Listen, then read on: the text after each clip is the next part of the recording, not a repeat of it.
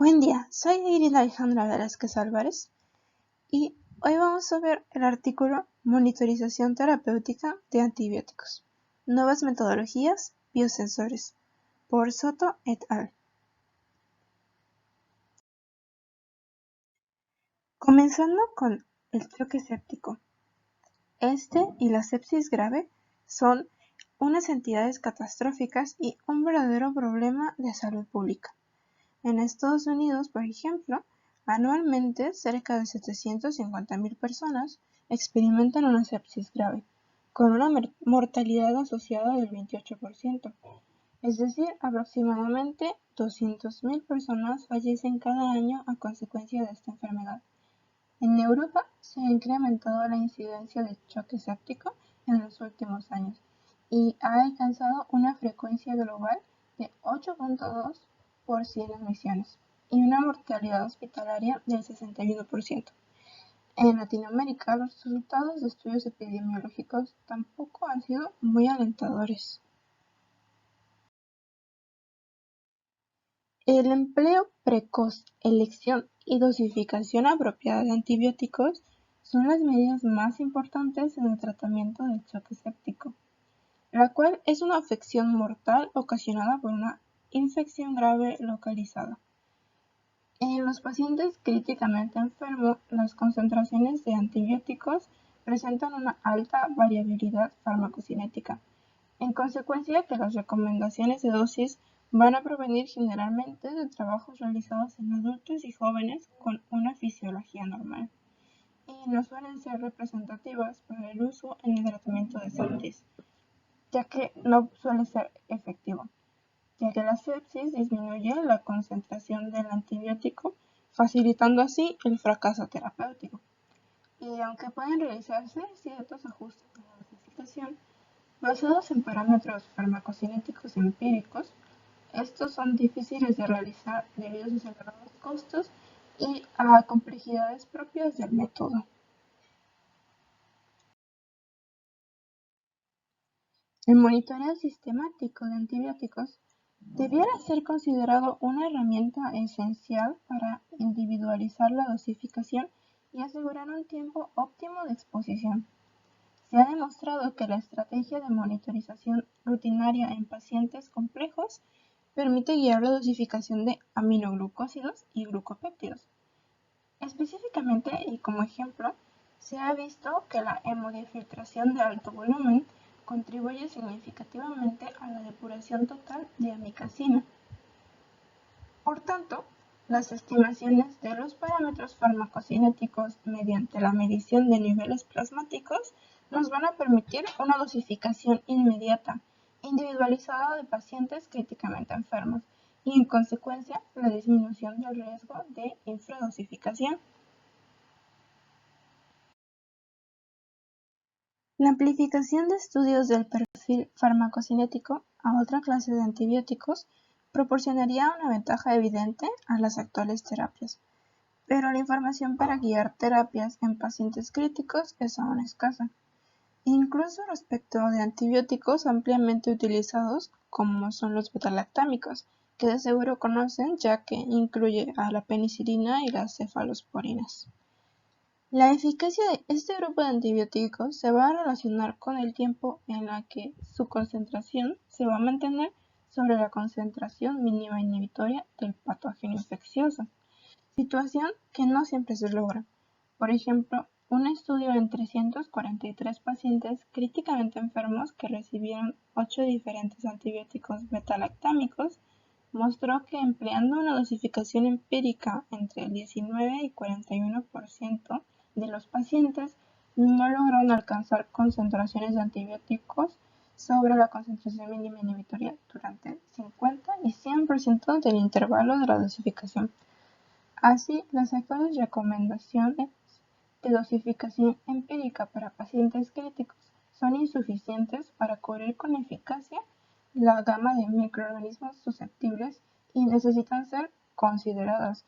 Por lo tanto, este tipo de casos nos va a llevar a una infradosificación en pacientes que se encuentran graves y que su fisiología no es lo considerado normal. Pero la sobredosificación no es una solución, ya que a niveles elevados los antibióticos beta-lactámicos son conocidos por tener una gran neurotoxicidad potencial, que se asocia con la acumulación del fármaco, situación que particularmente es importante para pacientes con insuficiencia renal. Incluso con adaptación de dosis según su función renal, no siempre se evitan concentraciones tóxicas. Por lo tanto, una medicación adecuada y especializada para cada paciente es algo de suma importancia, como hemos visto. Por lo que se debe implementar de manera rutinaria la medición del nivel de fármacos en diferentes matrices biológicas de interés clínico, ya que permitiría lograr y mantener concentraciones efectivas de los antibióticos usados para la individualización de la farmacoterapia, lo cual en último término conduciría a un incremento tanto en la efectividad de los resultados clínicos como de la bioseguridad de los medicamentos utilizados, algo muy controversial últimamente. A pesar de lo expuesto, en la práctica clínica no hay métodos rutinarios que solucionen la necesidad de determinar con rapidez y precisión la concentración plasmática de antibióticos en pacientes críticamente enfermos. La metodología estándar, o la conocida metodología de oro, para las determinaciones se basa esencialmente en cromatografía líquida de alta presión, HPLC, que es una técnica principalmente destinada a la investigación, no a pruebas rutinarias, y se necesita de un equipo sofisticado que no se suele tener en hospitales y de una preparación de muestra bastante laboriosa. Por lo que en el artículo se propuso como objetivo lograr guías de tratamiento de antibióticos personalizados a cada sujeto con alternativas al HPLC, con especial énfasis en los biosensores, con el fin de que sean simples, rápidas, eficientes y confiables. Se presentan tres grupos de alternativa a la cromatografía para la determinación de antibióticos.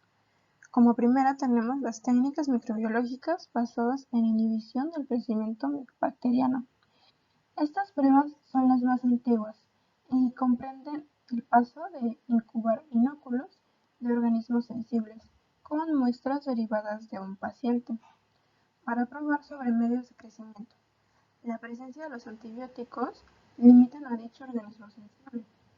El crecimiento bacteriano, evidenciado por el desarrollo de capacidad o un cambio de color en el medio de cultivo, es interpretado como la ausencia del antibiótico o presencia de este, pero debajo de la concentración mínima inhibitoria.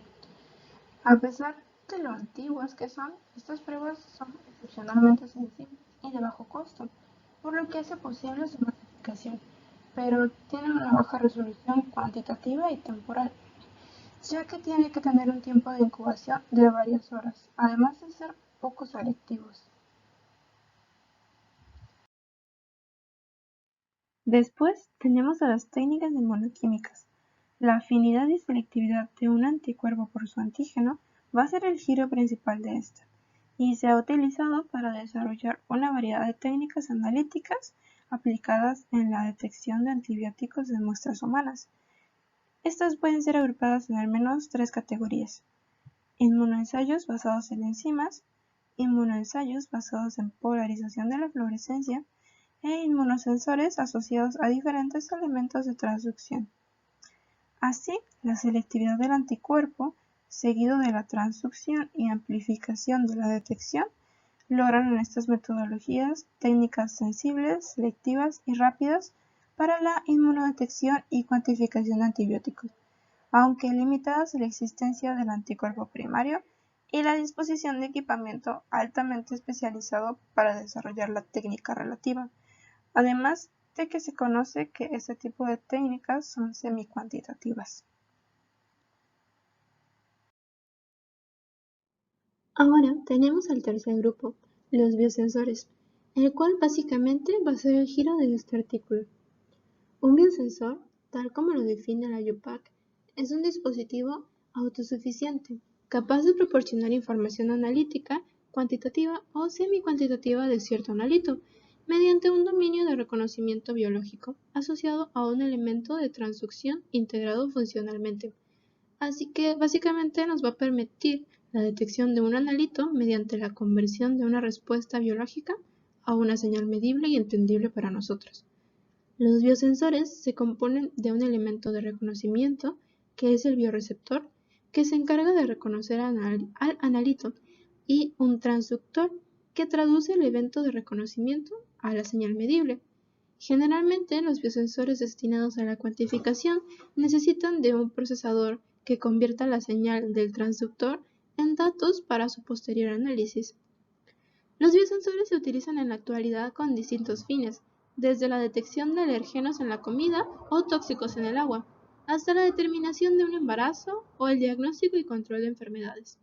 Estos van a contar con varias ventajas. Una de ellas es el usar moléculas naturalmente afines con el analito, ya sea por uso de unas naturalmente conocidas o por diseño de nuevas, pues teóricamente al menos todas las moléculas blanco de las drogas son potencialmente biosensores. Otra ventaja se deriva de la naturaleza de la unión del biosensor con su analito, ya que permite evaluar la contraparte fisiológicamente relevante del biosensor, de manera que el uso de biosensores permite comprender la interferencia de otros elementos. Y otra ventaja, que igual es bastante importante, es que la especificidad del reconocimiento biológico va a permitir que muchos de los biosensores puedan operar en matrices biológicas complejas, como son sangre, leche o demás. Para este artículo se utilizó el biosensor desarrollado por Wong et al., el cual es un biosensor unitario de antibióticos beta-lactámicos, basado en una mutante de sustitución única, el cual inicialmente está pensado para su uso en alimentos. En este se eliminó la actividad catalítica con mantención e incluso aumento de su afinidad por el sustrato. Se le incorporó cisteína en vez de un glutamato en la posición 166, permitiendo anclar por técnicas convencionales fluoróforos químicos comercialmente disponibles a dicho sitio. Por tanto, basado en el principio elemental de la fluorescencia, donde su intensidad es función dependiente de la hidrofobicidad del medio que rodea el fluoróforo, esta mutante se va a caracterizar porque es capaz de interaccionar con el sustrato sin modificar su concentración y, producto de esta interacción, es inducido un cambio en la polaridad del entorno del fluoróforo incorporado. Como podemos ver en la imagen, como nuestro fluoróforo representado en verde tiene un cambio inducido por el sustrato, que en este caso es la penicilina, representado en rojo, ya que aunque antes el fluoróforo estuviera en un medio hidrófobo, al entrar el sustrato, nuestro fluoróforo cambia de conformación y ahora está en un medio hidrofílico, esto produciendo un cambio en la emisión fluorescente. Los investigadores del artículo evaluaron la metodología y las variables de corrección necesarias, tales como el rango dinámico, el efecto matriz, los límites de detección y la reproducibilidad, que permitan implementar el uso de este biosensor en el proceso de rutina en el área de cuidados intensivos. Mediante un cambio en la configuración de la técnica publicada por Wong et al., el registro de la intensidad de fluorescencia del biosensor inducida por antibióticos lactámicos pasó de ser continuo y en cubeta única a paralelo armónico en microplacas de 96 pocillos, así como vemos en la imagen.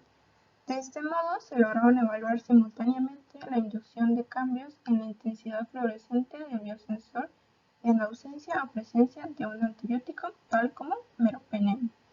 Este procedimiento permitió además completar la recolección de fluorescencia en tan solo 40 minutos, que en conjunto con las lecturas paralelas de los diversos pocillos de una microplaca permitiría analizar potencialmente en cada ensayo 40 muestras y una curva de calibración simultáneamente.